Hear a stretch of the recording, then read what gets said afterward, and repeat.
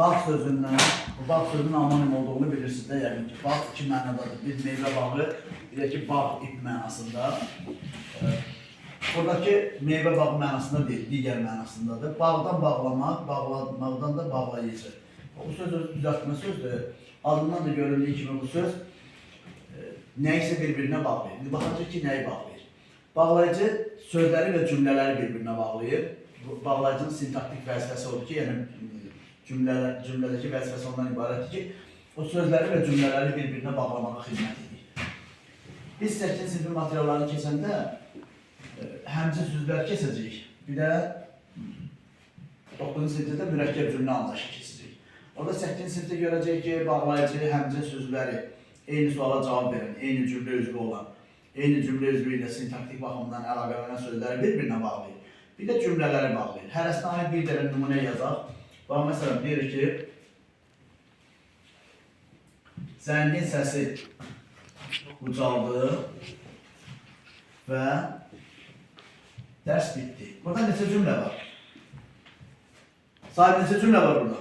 Zəngin səsi ucaldı, o, bir də dərs bitdi. İki cümlə var. Sintaktik təhlil eləsək, nə etdi, bitdi, nə bitdi, dərs bitdi, nə etdi, ucaldı, nə ucaldı, zəngin səsi. Görsən, iki cümlə var. Demək, buradakı bağlayıcı və bağlayıcı. İki cümləni bir-birinə bağlayır. Bir də deyir ki, kitab və dəftər çantadadır. Dəftər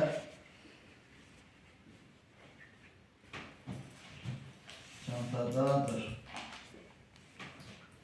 Baxın. Görsən, burada da sözləri bir-birinə bağlayır. Burada bir cümlədir də, çantadadır xəbər, nə çantadadır, dəftər, kitab. Görsən, burada və bağlayıcı sözləri bağlayır. Demək ki, və bağlayıcılar həm sözləri, həm də cümlələri bağlaya bilirlər. İndi bağlayıcı sintaktik vəzifəsinə görə iki yerə ayrılır. Tabesizlik bağlayıcıları, bir də tabelilik bağlayıcıları. Demək, sintaktik vəzifə nədir uşaqlar? Başqa cür necə adlandırarsınız sintaktik vəzifəni? Sintaksisdə nə öyrəndik biz?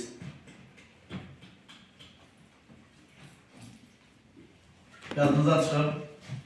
Biz hazırlıqda keçməmişik ya. Bu sintaksisdə hazırlıqda keçməmişik. Hələ köməkçilik hissələrini keçirik. Köməkçilik hissələri qutarandan sonra sintaksisi keçəcəyik. Sintaksisdə söz birləşmələri və cümlələr öyrənilir. Elə deyil. Keçməmişik 8-ci sinif materialdır. Biz hələ 7-ci sinifdəyik. Bax. Sintaktik vəzifəsinə görə, yəni cümlədəki vəzifəsinə görə. Cümlədəki vəzifəsinə görə demək, A variantı tabesizlik bağlayıcıları, B variantı tabelilik bağlayıcıları. Tabesizlik bağlayıcıları, tabelilik bağlayıcıları. Uşaqlar, tabesizlik bağlayıcıları, bax burada göstərmişəm.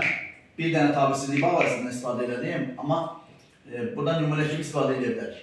Tabesizlik bağlayıcıları bir-birindən asılı olmayan cümlələri və bir-birindən asılı olmayan sözləri bir-birinə bağlayır. Bu cümlələr bir-birindən asılı deyirlər. Biri olmasa da digəri ola bilər. Biz istəsək deyə bilərik ki, zəngin səsi ucaldı. Biz deyə bilərik ki, dərs bitdi. Adi bir cümlə kimi ayrıldı, deyə bilərik dərs bitdi. Düzdür? Və yaxud deyərik ki, kitab və dəftər çantadadır. Kitab sözünü demərik, kitab sözünü istifadə eləməliyik, deyərik ki, dəftər çantadadır. Və yaxud dəftər sözünü istifadə eləməliyik, deyərik ki, kitab çantadadır. Görsən, dəftər sözünün işlənməsinə kitab sözünün bir təsiri yoxdur ki, olsa da olar, olmasa da olar. Hə? Bu tipdə sözlər, yəni bir-birindən asılı olmayan sözlər və cümlələr bir-birinə tabesizlik bağlayıcıları ilə bağlanır.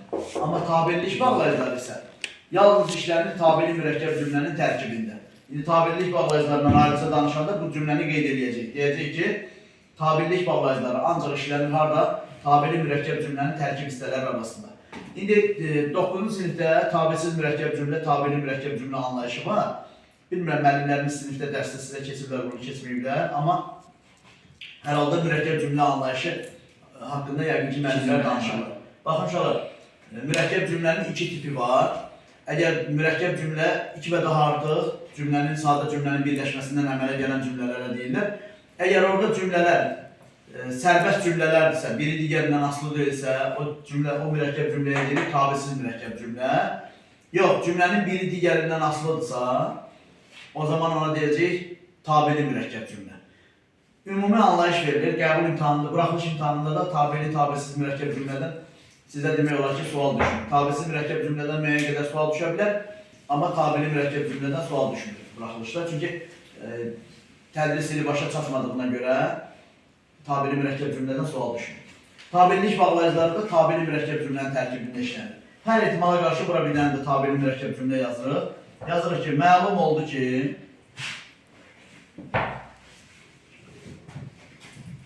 məsələn, imtahan tez olacaq.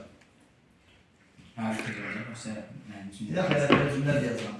Heç imtahanların vaxtı haqqında məlumat yox. 15-i. Məlum oldu ki, imtahan tez olacaq. Burada görsən, bu cümlədən asılıdır. Niyə görə? Məlum oldu ki, nə? Bax, ikinci cümləyə ehtiyac var da. Bu cümlələrdən hər hansı biri, bu ikinci cümlə olmasa, bu cümlə tamamlanmır. Demək, burada bu cümlələr arasında bir asıllıq prinsipi var. Məsələn, deyir ki, nə məlum oldu? İmtahanın tez olacaq. Gördünüz, mürəkkəb cümlədir. Biri olmasa digəri ola bilməz. Amma bunların hər hansı biri olmasa da digəri ola bilər. Deyər ki, zəngin səsi ucaldır. Və yaxud deyər ki, dərs bitdi. Gördünüz? Bu şəkildə. Qızım, bax, hər belə olanda saxlayırsan, təzədən bir dənə vurursan. Çünki çox olanda müddəti. Elə